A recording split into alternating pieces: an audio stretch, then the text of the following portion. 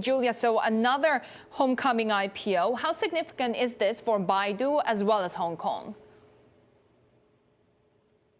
Yes, it's yet another one. So this started back in late 2019 with Alibaba, and now almost a lot of companies are looking at doing it. It is pretty significant for Baidu. It'll be a large deal. We're looking at several $1 billion, and it'll allow it to tap new investors. It'll allow it to obviously be traded in Hong Kong just in case relations between the US and China were to deteriorate further and the delisting ends up being on the cards again.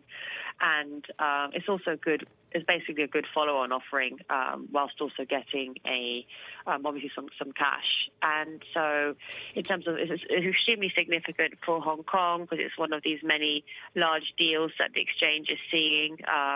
There's been a boom in IPOs this year. Well, it was also last year. It's continued this year. And so this is what will be one of the bigger deals of the year.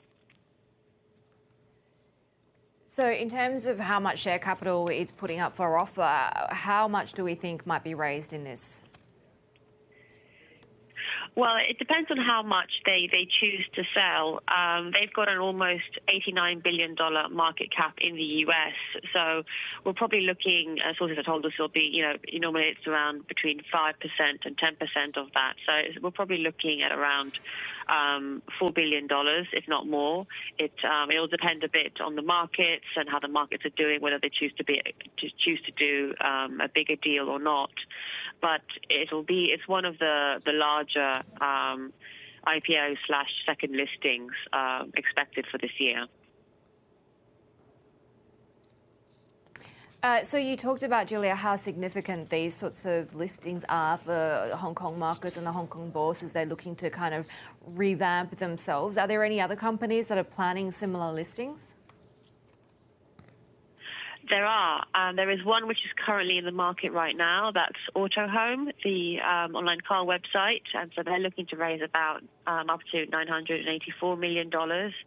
But there are some larger ones as well. There's Bilibili, Tencent Music has been reported to be looking at a Hong Kong listing, Weibo as well.